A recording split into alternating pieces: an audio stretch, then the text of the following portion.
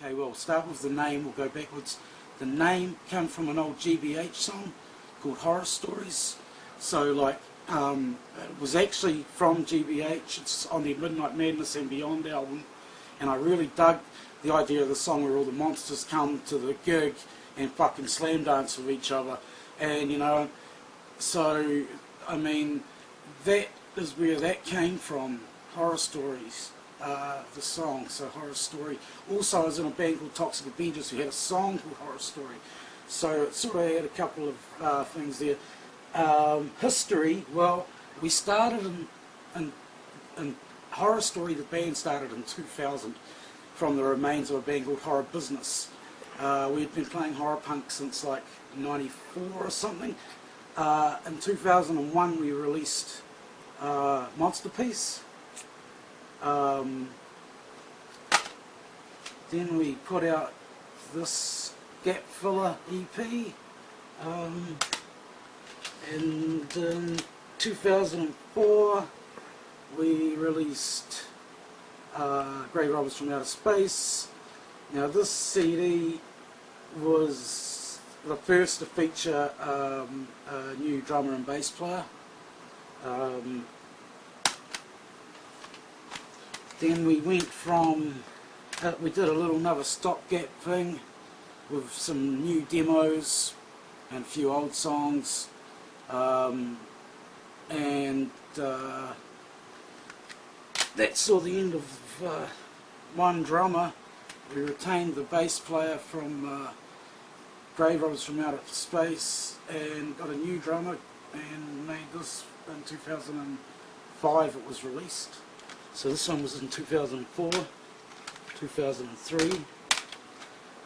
Single from the album, cover art and video for Blood Drinking 101, made by the delightful American comic artist Tolly Golightly, who has done many great and fabulous animated pieces of amazing, well, they're not animated, they're just comics, but broadswordcomics.com and Blood Drinking 101, School Bites, the comic, that's what that's all about. We had a hook up with these guys at one point and they helped us out.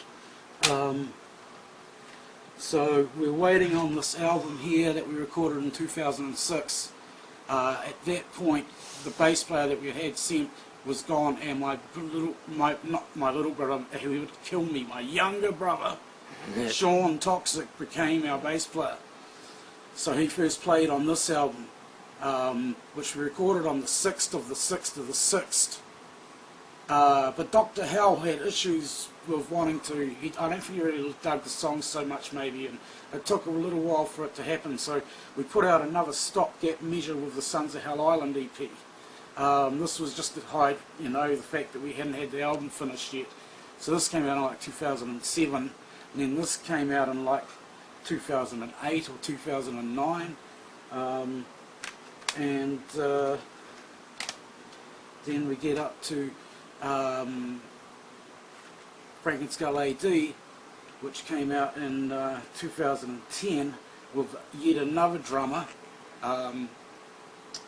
This time Chris, who had been in my old band Nefarious before Horror Story, came in to help us out. And then we made, in 2012, we made this Graveyard Earth, which not long after playing a few shows for, we lost our brother, didn't we, Jamie? Yeah. Jamie's the interviewer, my brother, drummer in Suicide Junkies, and was also obviously brother to Sean Toxic from Horror Story.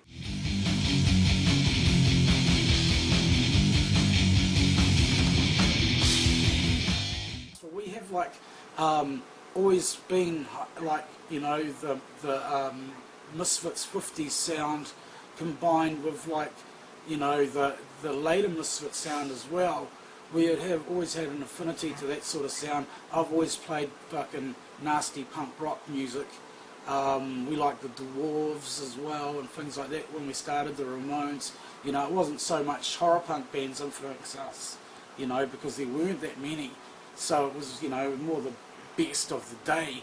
of the punk rock. But you know, I mean, I like a nice heavy guitar sound like what Doyle has these days. You know, current and late Misfits days. You know, we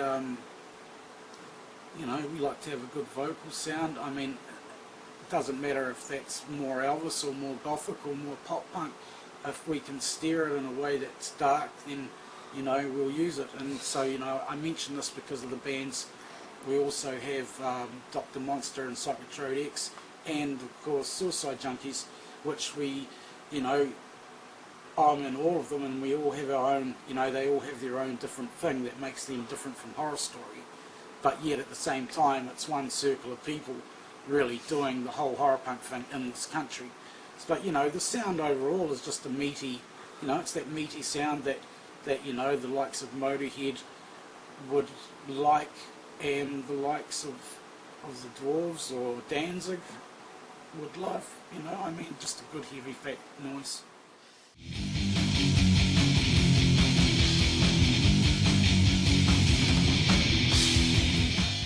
Usually, like, it started off as half-half between me and Dr. Hell. You know, he'd write some songs and words, and I'd write some songs and words, and we'd balance each other out between the punk and the metal to the two sounds of the darker edge of whatever we're trying to do. And then eventually I sort of more or less took over. And, you know, the bass players would usually contribute, like, you know, 1 or 2 songs an album. Dr. Hell would maybe do the same, and more or less I was, you know, left to deal with my creation the way I saw fit, I guess. And if someone didn't like anything, they'd tell me. Mostly everything was liked, and we were thankfully able to get on with things. So yeah, I guess at this point I pretty much, you know, like I'll maybe make a demo of some songs and it'll go from there, or sometimes it'll just be a jam and something happens and it's good, you know, so number of ways.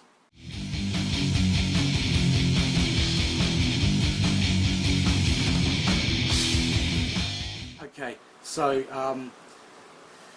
when we lost our drummer Craig Psycho in 2008, which was around the time of the Devil's Jukebox happening, which was more of a rock and roll sort of album for us, we had already decided that the next album we made was going to be a slightly more metal sound. Like we decided that we'd explore all the things that made up the Horror Story sound and go in depth a bit more into what that was. So we knew that one, you know, that Frank Skull AD was going to be more of a metal album. Then we ended up with Chris Harding leaving.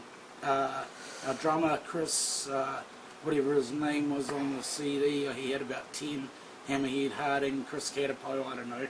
Anyway, he had sciatica issues and had to go, and we were lucky enough to get Jackal Mayhem, the drummer of Psychotronic X. So that took the double kick away, but he's a very solid drummer. And the thing about the album is it was worked on very quickly in the studio between myself, my brother Sean, and Jackal. You know, and I had a concept that, you know, about, you know, everyone was talking about the end of the world at that point in time, 2012, and it was all meant to be all over, and, you know, and that's why I wanted to get it out fast, because I wanted it out before the end of 2012, which is why we did the Horror Punks free release of it on the download.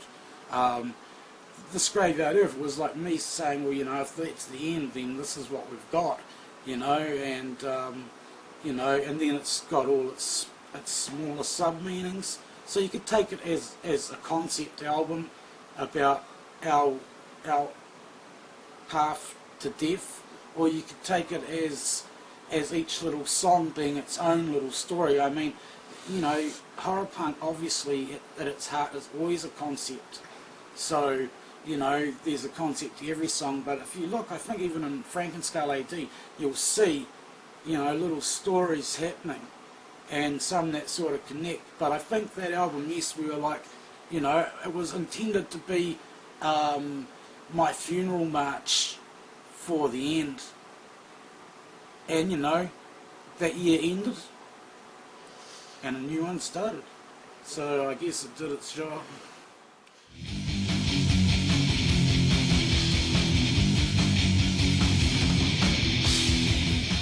So we did we did these gigs which ended up being Sean's last gigs with us.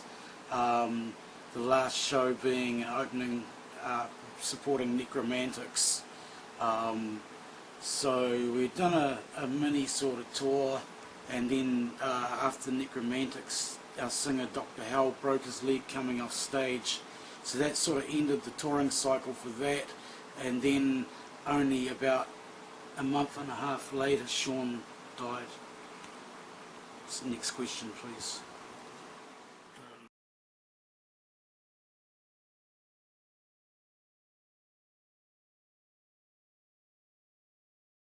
This is the thing with Horror Story, we've had, we'd had like, 3 bass players or 2 bass players before Sean. But the fact is he was our longest bass player, he had been there the longest, and he was my younger brother and partner and all sorts of crazy shit. Now, because we weren't brought up together, I mean, this kid come round and see me, he had his own fucking rapcore band when he was 13, comes round and says, check this out, and next thing you know, that was us, and he came down with Demon Nation. You can't replace someone, that's it, you can't replace someone, you can just get someone that can do the job. And we were lucky that, there had been times when, unfortunately, Sean had been in prison or something, or for whatever reason couldn't be at a gig or couldn't jam, and Stefan X, who had been in Red Hot Pussy Liquor and a bunch of other punk rock bands, had subbed for Sean for Cyclotrode X on bass, and he had also played for Horror Story on bass. So when it came down, like what happened is we sort of didn't know if we were going to get back together at all. We sort of thought, well, Dan's got a broken leg, fucking Sean's dead, that's pretty much us, fuck it. I mean, Jesus Christ, what do you want? We'll all die in a car accident next, all of us. So we just sort of didn't think about it, and through that, me and Stefan and Jamie, we created Suicide Junkies and went about doing that.